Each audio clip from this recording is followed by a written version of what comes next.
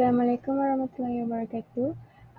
Today, my group and I will be presenting summary for Sector 4, E-commerce, Security and Payment Systems. My name is Qurratul Aini binti Shamsuddin. The group members are Awfa binti Azlin and Nur Hasya binti Zulkifli. Okay, in today's world, there is an increase in the usage of online business.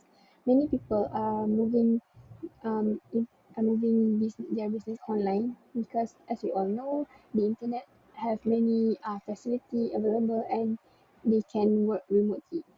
But little that did we know, cyber criminals also have improved their techniques to steal information online. For example, the technique that have been popular these days is the ransomware. So ransomware occurs when the access to a computer system is completely blocked, and it is only unblocked until a ransom an amount of money is paid. To avoid these such cases, national government have put money, so many money, and also manpower to improve the cyberware capabilities. The e-commerce security environment. So what is in the e-commerce security environment? Okay, as we all know, the internet it provide a convenient global marketplace which provide access to people, goods, services, and business worldwide. There is the advantage, but the internet also have its own disadvantage, or we can call it a problem, in which it created new ways for criminals to steal, and it is also less risky to see online, and they can steal the information online almost anonymously. So the scope of the problem. Um, Many companies are hesitant to report their cybercrime attack because they are worried that it might affect their business, their name, their reputation. So this has caused inaccurate estimation of the actual amount of cases. Um, McAfee and Center for Strategic and International Studies has estimated around four $445 billion to $600 billion lost due to cybercrime attack. Um, the cybercrime that happen in the world are malware, web-based attacks, denial of service, and malicious insiders. This will all be discussed later, further in later in this chat. And also, why is this happening? Because the advances in technology have reduced the entry cost for the cybercriminal and also to do the crime, and also the the skills required is also reduced, so everyone can do cybercrime. Okay, besides malware attacks, DOS attacks, there's also online credit card fraud, in which it is categorized as the high-profile form of cybercrime. Next is the underground economy marketplace. So what does it mean by the underground economy marketplace? Okay, the value of the stolen information. Usually when the cyber criminal they steal this information, and they don't really use it. But the stolen information will end up being sold to the underground or shadow economy market. For in other words, you can say that the information will be sold to people who need it, or maybe a third party. The good e-commerce security. So as we know, um, e-commerce can benefit both consumer and merchant because they can do the business online, but it also can risk them.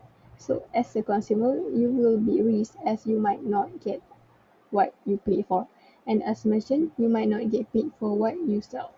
Okay, in order for the e-commerce to have the highest degree of security, it must include first the new technologies. So these new technologies that are used in today's world, they must be used to the fully.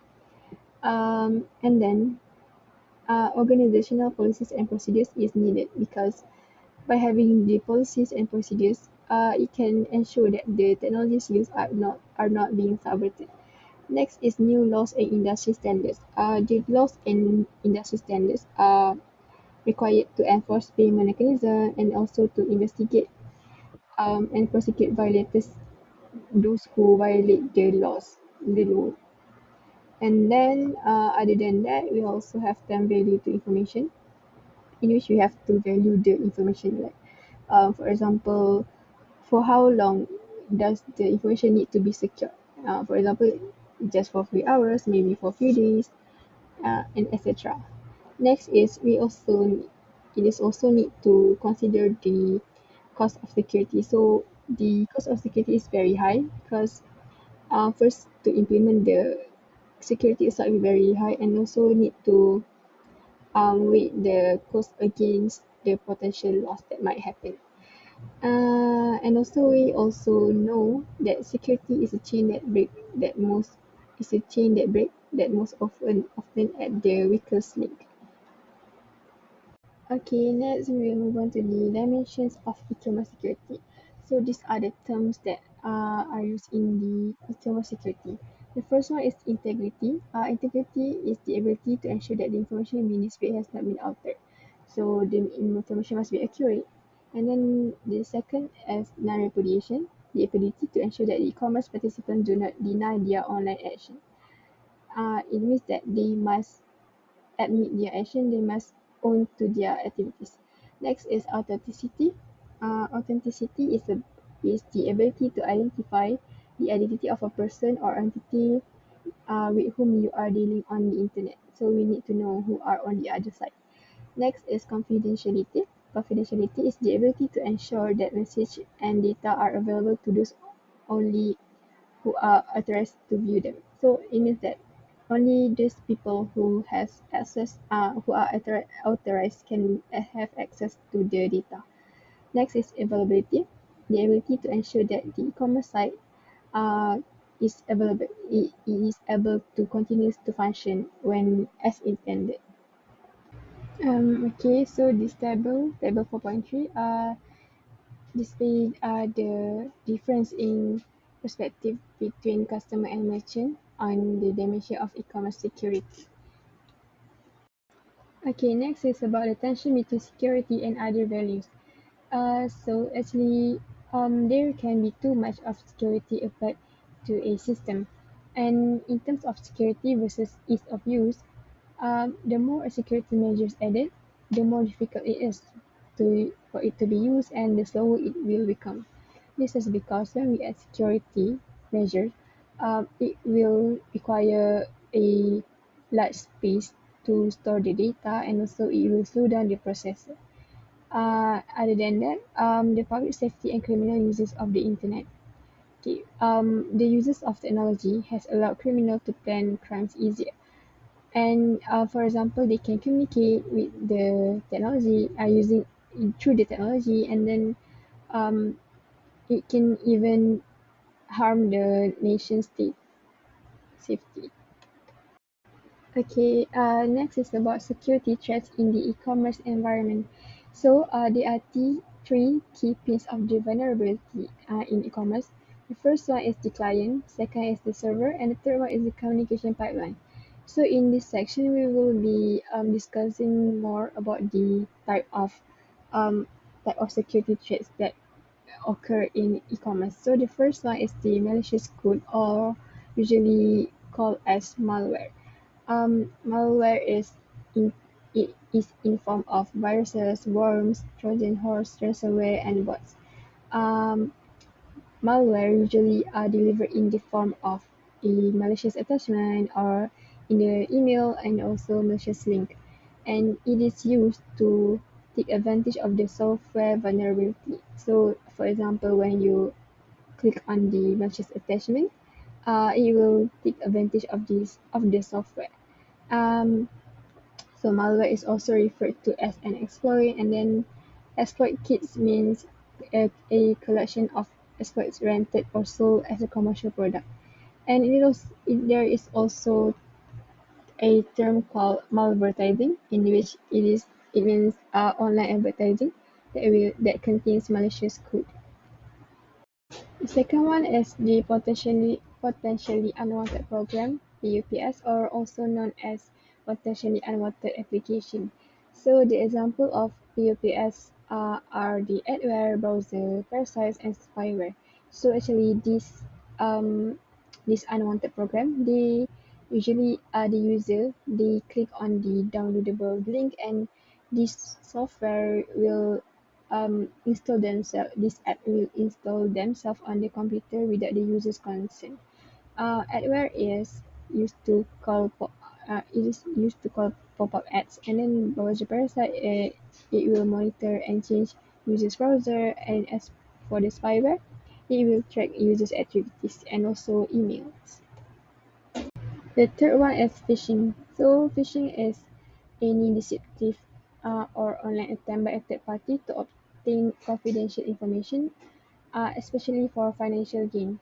So phishing is actually when the cyber criminal, they trick their target into voluntarily give giving their financial access code, for example, the card number, the password, uh, and etc.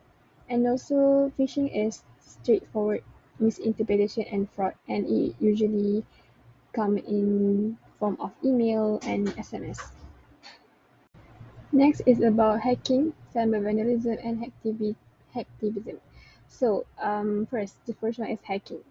The term hackers is applied uh, to the people who intend to gain unauthorized access to a computer system. But if that person intends to gain unauthorized access to the computer system for a criminal intention, he will be called as cracker. So these hackers, if they get into the system and if they are to disrupt, defacing or destroying the website, uh, the term called is cyber vandalism. Next is hacktivism. Hacktivism is when the hackers, they hack into the system and they attack governments, they attack organizations and even individuals. And it is also for usually for political purposes. For instance, hacktivism, when hackers, when the cracker hack the system to expose uh, the expose a public figure. For example, politician. It can be the minister, and so on. Okay, next is about data breach.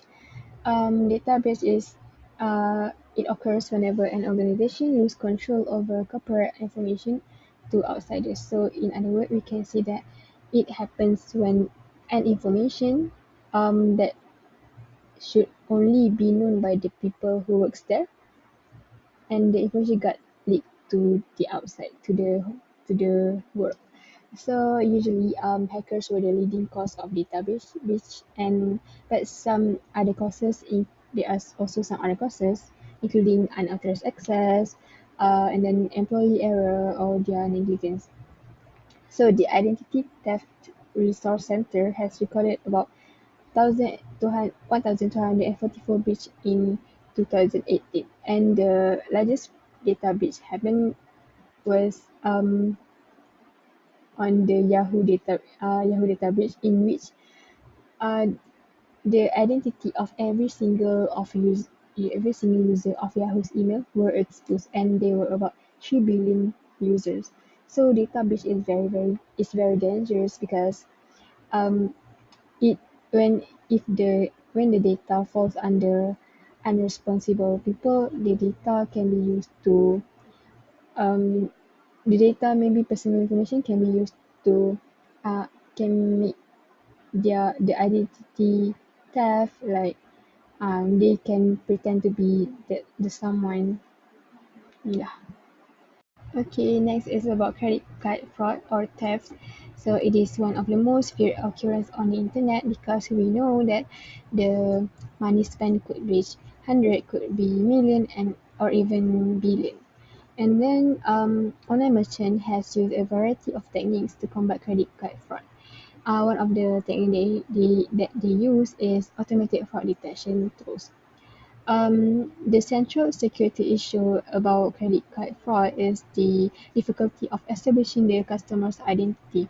And as of now, there's no technology that can identify a person. But what what the federal government has attempted to address the issue by applying by applying the electronic signatures in which or e-sign in which the digital signature is have the same authority as handwritten signatures in commerce. And then for the credit card fraud, it usually caused by the lost or stolen card and that was used by someone else. Okay, other than that, there's also identity fraud or theft, in which it involves unauthorized use of another person's personal data. For example, when someone is pretending to be someone else is pretending to be you by using your social security number or maybe the driver's license, the credit card numbers, username or password. So, for example, when it can happen due to the data breach. So when the data they occur data breach, so the social security number could be leaked and one could use the other person's social security number to apply, for example, to apply loan or maybe to purchase something or even do something bad, but leave proof that of someone else's social security number. Okay, next we also have spoofing, farming, and spam websites. The first one is spoofing. What is spoofing? Spoofing is attempting to hide a true identity by using someone else's email or IP address. It first sends their email address designed to mislead the receiver. So it aims to mislead the receiver. For example, when they use different IP address, for example, they use a IP address of the trusted host so that they can mislead the receiver. Next, we also have farming. So farming is automatically redirecting a URL to an address different from the intended one. Um, so whenever you click on the link, it will not redirect you to the one that you intend to look for, but it will redirect you to another address. It's kind of similar, but it's not the same. And usually it is used to benefit the hacker. So it is important for user to check thoroughly the link because some you might be farming by the hackers. And then we also have spam or junk website. So the spam website is sites that offer some product or service, but in fact it's just a collection of advertisements for other site, and some might contain malicious code. For example, it's not you can see that it's a fake one lah. And usually it offers something, and then when the user click on that link or service that they offer, some the malicious malware could be installed in the system. Assalamu alaikum, my name is Awfa, and next we will be going into sniffer and man-in-the-middle attacks. So a sniffer is an eavesdropping program that monitors networks. It can be used to identify network trouble spots and used by criminals to steal proprietary information. A man-in-the-middle attack is when an attacker intercepts and changes communication between two parties who believe they are communicating directly. Denial of service DOS attacks differ from distributed denials of service DDoS attacks. So first one, DOS attacks are ones that flood a website with pings and page requests. It can overwhelm and can shut down the site's web servers. It often is accompanied by blackmail attempts and also botnets, where then it is a network of compromised computers or devices that are under control of malicious actor, also known as the botmaster or the bot herder. For DDoS attacks, it uses hundreds or thousands of computers to attack target network and can be used use devices from Internet of Things and also mobile devices. Now for insider attacks, the largest threat to a business institution comes from insider embezzlement. So employees have the access to privileged information. So when you have poor security procedures, insiders are more likely to be source of a cyber attacks than outsiders. Like how they say you can keep your friends close, but there may be your enemies that are closer. In poorly designed software, there is increase in complexity of and demand for software, which has led to the increasing flaws and weaknesses. SQL injection attacks occurs when an attacker manipulates a web application's database query through user-supplied data. for a zero-day vulnerability that is unknown to the software vendor or developers.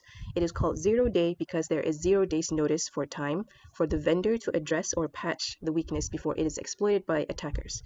For Heartbleed bug. Now, in simple words, the Heartbleed security bug allowed the security professionals and cybercriminals to gain access to the memory storage of the server, which holds the secret key of the SSL and TLS communication. For Shell Shock, also known as bash bug, where they inject malicious code into environment variables using a bash, which is a common language software. Freak, which stands for Factoring RSA Export Keys. For example, when you visit a secure website indicated by HTTPS in a URL, your web browser and server communication uses encryption to protect your data. Freak was a flaw that allowed attackers to weaken this encryption and potentially intercept sensitive information. Next is on social network security issues. So social networks are an environment for viruses, site takeovers, identity fraud, malware-loaded apps, click hijacking, phishing, and spam. There are also manual sharing scams, which are sharing of files that link to malicious sites. There's also fake offerings, fake like buttons, and fake apps that we can see in a lot of sketchy sites and pages. Next is on mobile platform security issues. Now this happens because there is little public awareness of mobile device vulnerabilities. In 2017, over 26,500 different mobile malware variants are identified by Symantec. There is vishing, where there is voice phishing, smishing, which is SMS phishing, SMS spoofing, where they alter a sender's information, and madware, which is adware that targets smartphones and tablets. On cloud security issues, there are possibilities of DDoS attacks, infrastructure scanning, which can identify vulnerabilities, lower tech phishing attacks that yield passwords and access, use of cloud storage to connect linked accounts, and then there is a lack of encryption and strong security procedures. For Internet of Things IoT security issues, there is challenging environment to protect, there is vast quantity of interconnected links, near identical devices with long service lives, which have similar or identical configurations, functionalities, or software versions, and are expected to remain in operation for an extended period of time.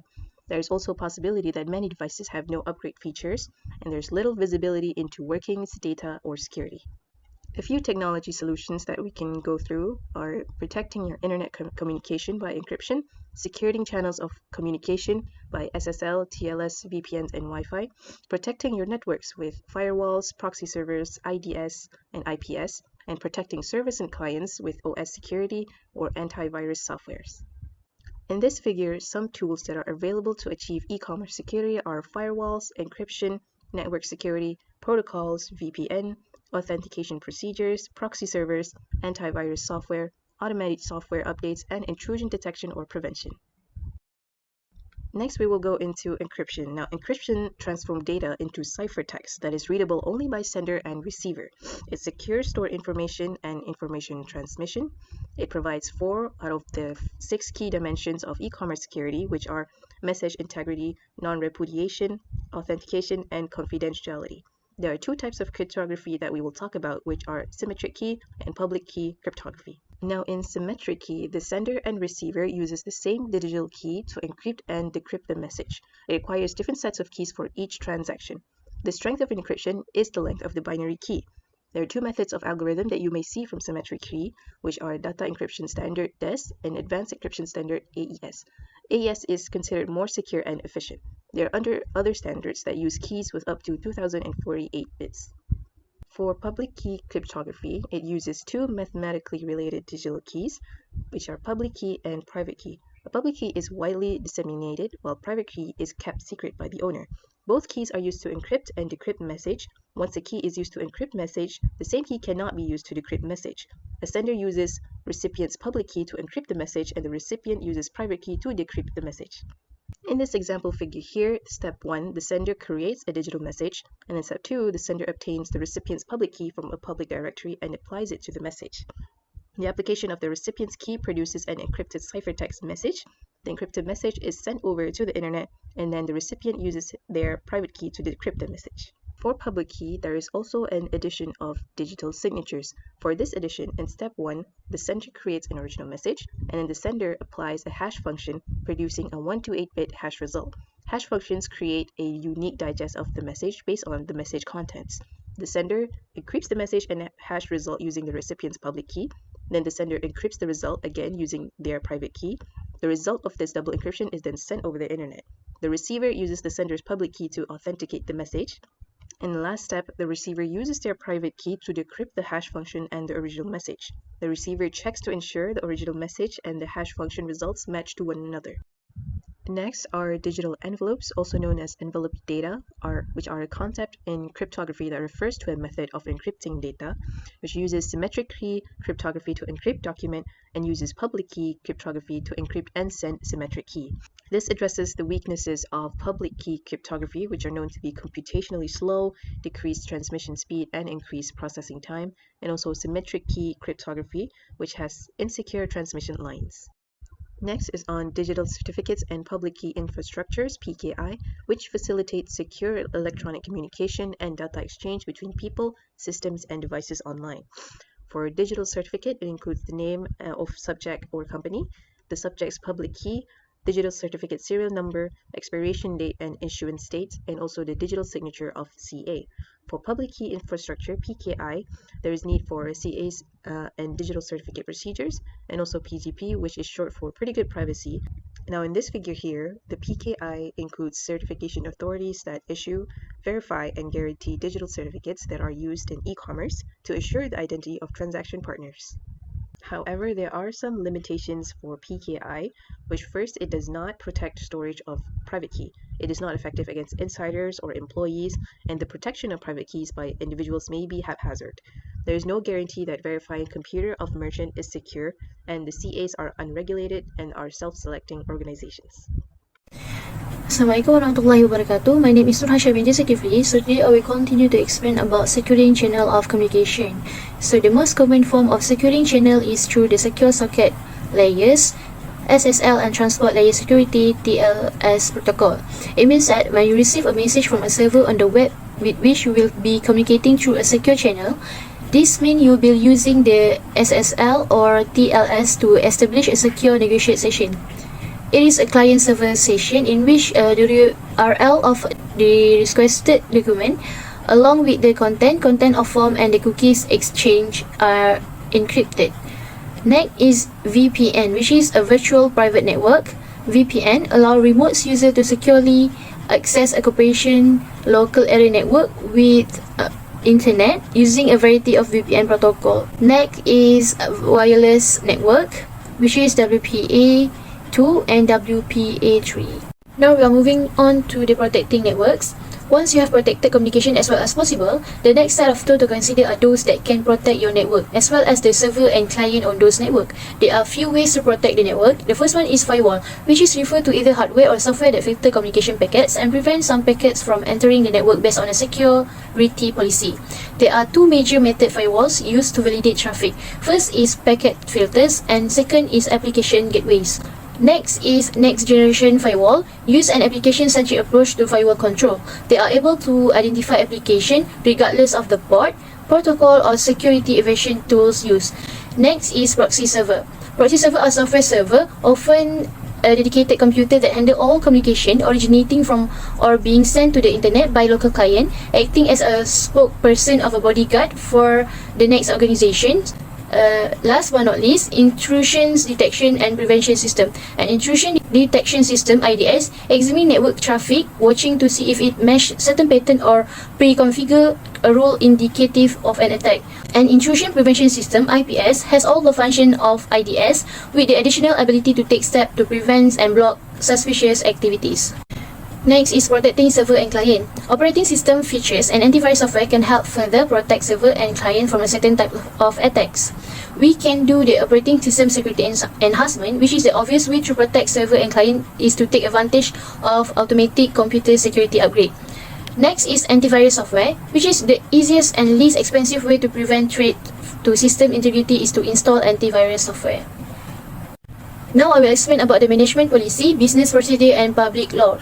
Worldwide, in 2016, companies are expected to spend over 86 billion on security hardware, software and service, up to 8% from a previous year. However, most of the CEOs and CIOs believe that technology is not the sole answer to managing the risk of e-commerce. While the managing risks include the technology, effective management policy, public laws and active enforcement. Now we're moving on to the security plan management policies. In order to minimize security threat, e-commerce firm must develop a coherent corporate policy that takes into account the nature of the risk, the information asset that need protecting, and the procedure and technologies required to address the risk, as well as implementation and auditing mechanism. A security plan begins with risk assessment, which is an assessment of the risk and point of vulnerability. The first step is to inventory the information and knowledge assets of the e-commerce site and company. Next is develop a security policy, a set of statements prioritizing the information's risk, identifying acceptable risk target, and identifying the mechanism for achieving this target. Next, consider an implementation plan. The step will take to achieve the security plan goal. There are 4 steps. The first one is the security organization. Next is access control. The third one is authentication procedure, include the biometry. And the fourth one is authorization policies, and the last one is authorization management system. Now I will explain about the role of law and public policy. There are few law and enforcement mechanisms are in place in order to ensure orderly, rational and fair markets. The first one is law that give authority tools for identifying, tracing and prosecuting cyber criminal. There are 2 types of law, which is USA Patriot Act and Homeland Security Act. The second one is private and private-public cooperation, which include the US CERT and CERT Coordination Center. The last one is government policies and control of encryption software, which is OECD G7 G8 Council of Europe Business Arrangement. Now we're going to talk about the e-commerce payment system. In US, credit and debit cards are the primary online payment method, while in other parts of the world, e-commerce payment can be different depending on the tradition and the infrastructure. However, there are numbers of limitations to the existing credit card system. The most important limitation involves security, merchant risk, administrative and transaction costs, and social equity. Now we're moving on to the alternative online payment system. The limitation of the online credit card system have opened the way for the development of a number of alternative online payment systems. The first one is online stored value payment system, which is permit consumer to make the merchants and other individual based on valued store in online account. PayPal is an example of an online stored value payment system which permits consumer to make an online payment to merchants and other individuals using their bank account or credit or debit cards. Although PayPal is by far the most well-known and commonly used online credit or debit card alternative, there are numbers of other alternatives as well, such as Amazon Pay, Visa Checkout, Mastercard, Masterpass, and Dola. Next is mobile payment system. The use of mobile device as a payment mechanism is already well established in Europe and Asia, and is now exploding in the US, where the infrastructure to support mobile payment is finally being put in place. Near-field communication, NFC is the primary enabling technology for mobile payment system. NFC is a set of short-range wireless technologies used to share information among the device within about 2 inches of each other. However, there are a few different types of mobile wallets. The first one is universal proximity mobile wallets such as Apple Pay, Google Pay, and many more. Next is branded store proximity wallets offered by the Walmart, Target, and Starbucks and others. And last one is P2P mobile payment apps such as Zelle and Venmo. Next is a blockchain, enable organization to create and verify transactions nearly instantaneously using distributed P2P database. The benefit of blockchain is to reduce cost of verifying user, validating transaction, and risk of storing and processing transaction information.